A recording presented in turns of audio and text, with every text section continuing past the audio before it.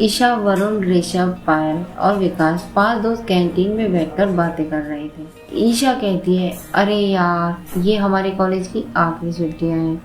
पिछली 2 साल की छुट्टियां हम लोगों ने फिल्म देखते हुए और इधर उधर घूमते हुए बिता दी। ऋषभ सिगरेट का कश खींचते हुए कहता है, देखो यार, बोरिंग छुट्टियां बीतेंगी तुम्हारी, मेरे पास तो मेरी कशिश है। और सुना है उसके मम्मी पापा भी किसी काम के सिलसिले में बाहर जा रहे हैं। मैं तो रहूँगा उसके घर, उसके साथ मूवी देखूँगा, उसकी कार में उसके साथ लॉन्ग ड्राइव पर जाऊँगा और भी बहुत कुछ करूँगा। और फिर जब वो और मैं अकेले घर पे होंगे तो बहुत कुछ कर भी लेंगे। विकास बीच में बोल पड़ता है, हाँ, मौके तो तुझे काफ़ी मिलेगा ना मौका। उसका नौकर बनने का मौका तेरे को मिलेगा, तो उसका ड्राइवर भी बन जाएगा, उसके घर झाड़ू भी लगा लेगा।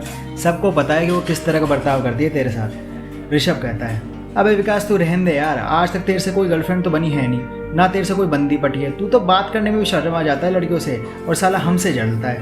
विकास कहता है, अरे सब पता है तेरा प्यार क्या है, तू केवल अपनी हवस और उसके पैसे के लिए उसके साथ है।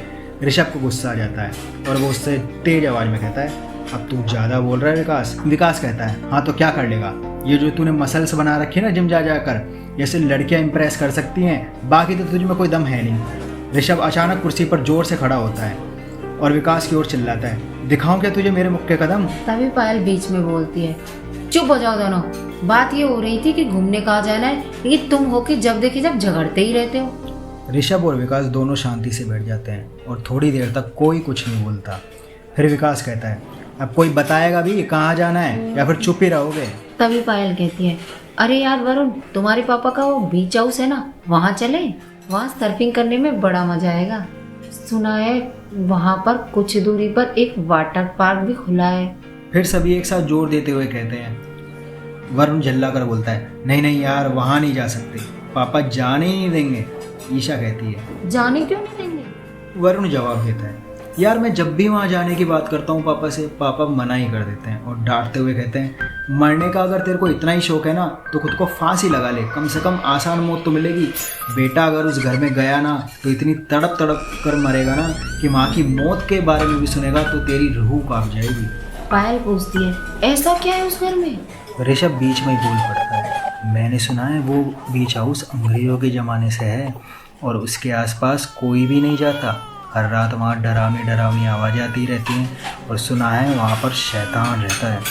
वरुण बोलता है, वहाँ शैतान नहीं है, वो घर ही शैतान है। पापा से कई बार सुना है मैंने कि वो घर असल में जिंदा है। मेरे दादा, चाची और उनके बच्चे वहाँ रहते थे। पापा से जब भी उस बीच हाउस के बारे में बात कर होती है तो पापा यही कहते हैं, वो घर सबको खा गया। पायल कहती है, फिर तो हम सब वहाँ जरूर जाएंगे। वरुण कहता है, पर कैसे पायल, पापा वहाँ नहीं जाने देंगे और उस घर की चाबी पापा हमेशा अपने पास अपनी तिजोरी में रखते हैं। पायल कहती है, तो आज सबसे पहले तुम ये पता करना कि अंकल तिजोरी की चाबी कहाँ रखते हैं। फिर जैसे ही पता लग जाए और फिर अंकल सो जाए तो तुम तिजोरी की चाबी अंकल के पास से जाके निकाल लेना। वरुण बोलता है, ये केवल सुनने में आसान लगता है पायल, पापा चाबी सोते वक्त भी अपने पास ही रखते हैं। विकास कहता है, भाई तू उसकी टेंशन मत ले, बस आज उनके डिनर में मेरी दी हुई दवाई मिला देना, फिर देखियो कमाल। वरुण कहता है, तू पागल है क्या विकास, मैं अपने पापा को नींद की गोली नहीं दूंगा। पायल कहती है, अरे वरुण, सिर्फ नींद की गोली तो देनी है, सुबह तक पापा ठीक हो जाएंगे। थोड़ी आनाकानी के बाद वरुण मान जाता है। ईशा कहती है, यार वहाँ जाना कैंसिल कर दूँ ना, मैं किसी मुसीबत में नहीं पड़ना चाहती। ऋषभ भी थोड़ा डरते हुए कहता है, यार बात तो सही है, कहीं और ही चल लेते ना, इतने सारे हिल स्टेशन हैं, इतनी सारी जगह हैं, वहीं क्यों जाना, जबकि पता है वहाँ आफत है, तो फिर आफत में पड़ना ही क्यों है। विकास कहता है, मैंने पहले ही कहा था ये ऋषभ है ही पट्टू। इतना सुनकर विकास ऋषभ दोनों एक दूसरे से बहस करने लग जाते हैं। पायल चिल्लाते हुए कहते, बस करो, हम जा रहे हैं और ये फाइनल है। विकास तुम जाओ अभी और वरुण को टैबलेट ला के। विकास जाता है और थोड़ी देर बाद वरुण को वो टैबलेट लाकर दे देता है। शाम का वक्त, वरुण, उसके पापा जगदीश और उसकी छोटी बहन ऋचा, जो 16 साल की थी, डाइनिंग टेबल पर खाना खा रहे थे। वरुण की माँ की डेथ कुछ साल पहले कार एक्सीडेंट में हो गई थी। उनके घर में उसके पापा, वरुण खुद और उसकी छोटी बहन ऋचा, साथ में उनके 2 नौकर रमाबाई और रामू काका रहते। जगदीश खाते हुए पूछता है, और वरुण क्या प्लान है छुट्टियों का? वरुण कहता है, पापा हम सब दोस्त सोच रहे हैं किसी हिल स्टेशन चले जाएं इस बार, या फिर यहीं पर रहकर के कुछ मस्ती कर लेंगे।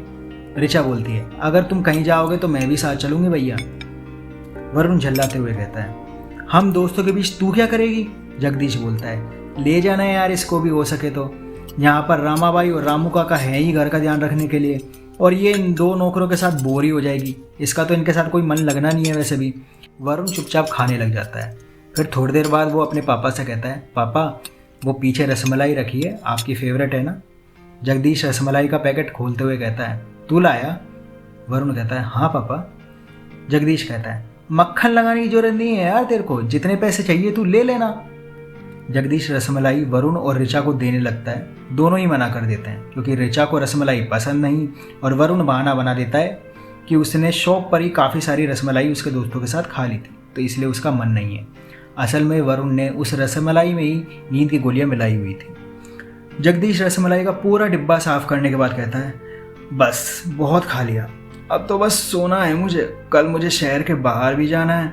इतना कहकर जगदीश अपने कमरे में चला जाता है। वरुण और ऋचा भी खाना खाकर अपने कमरों में चले जाते हैं। जगदीश कमरे में जाते ही बेड पर लेट जाता है और 2 मिनट बाद ही उसको गहरी नींद आ जाती है। आखिर दवाई का असर जो हो रहा था। रात के 11 बजे ऋचा पानी पीने के लिए रसोई की तरफ जा रही होती है तो देखती है कि वरुण पापा के कमरे की तरफ जा रहा था। ऋचा भी कमरे की तरफ जाने लग जाती है और जैसे ही वरुण अंदर चला जाता है तो वो थोड़ा सा दरवाज़ा खोलकर देखने लग जाती है कि वरुण आखिर अंदर कर क्या रहा है। अंदर वरुण जगदीश के पायजामे की जेब से चाबी निकालता है, फिर तिजोरी को खोलता है और बीच हाउस की चाबी वहाँ से लेकर के तिजोरी को वापस से बंद कर देता है और वापस से तिजोरी की चाबी को वो जगदीश की जेब में रख देता है। वो जैसे ही बाहर जाने के लिए दरवाज़ा खोलता है, ऋचा अचानक से सामने आ जाती है और ऋचा कहती है, अच्छा तो आप बीच हाउस जा रहे हो? वरुण उसका मुंह बंद करके उसको बाहर ले जाता है और फिर ऋचा के मुंह से हाथ हटाते हुए कहता है, प्लीज़ बहन पापा को कुछ मत कहना वरना वो मेरी जान निकाल देंगे। ऋचा कहती है, मैं नहीं कहूँगी पर मेरी एक शर्त है, मैं भी वहाँ जाऊँगी। वरुण हामी भरता है और फिर दोनों सोने के लिए चले जाते हैं। वरुण बेड पे लेटे लेटे ही मन में कहने लगता है, अब मैं अपने रोज के सपनों का मतलब जान कर ही रहूँगा। आखिर ये रोज रोज मुझे एक ही सपना बार बार क्यों आता है। थोड़ी देर में वरुण सो जाता है और रोज की तरह उसे वही सपना आता है। वरुण सपने में देखता है कि वो बीच हाउस के सामने खड़ा हुआ है। असल में वरुण बचपन में एक बार बीच हाउस गया था अपने दादाजी के साथ, तो उसे सपने में वही दिखाई देता है कि वो एक बीच हाउस के सामने खड़ा हुआ है और कुत्तों के रोने की आवाज़ आ रही है चारों ओर से। एक अजीब सा सन्नाटा चारों ओर पसरा हुआ है जो बहुत ही डरावना था। वरुण धीरे धीरे करके बीच हाउस की तरफ बढ़ने लगता है। वो बीच हाउस के मेन गेट को धीरे से खोलता है, दरवाजा चरमराते हुए खुलता है और खुलते के साथ ही बीच हाउस में से बहुत गंदी बदबू आने लग जाती है। वरुण अपनी नाक को बंद करता है और धीरे धीरे चलता जाता है। वो सीढ़ियों से होते हुए ऊपर की तरफ जाता है। अब वो बीच हाउस के बिल्कुल बीच वाले कमरे में था। वो कमरे के गेट को धीरे से खोलता है। वो देखता है कि सामने की दीवार बहुत तेज़ी के साथ हिल रही थी। ऐसा लग रहा था जैसे वो किसी का दिल हो जो धड़क रहा है। वहाँ पर किसी की धड़कन की भी आवाज़ आ रही थी, पर वहाँ पर किसी और के कराने की आवाज़ आ रही थी। वो दाईं ओर नज़र घुमाता है तो उसके दादाजी वो एक दीवार से चिपके हुए थे।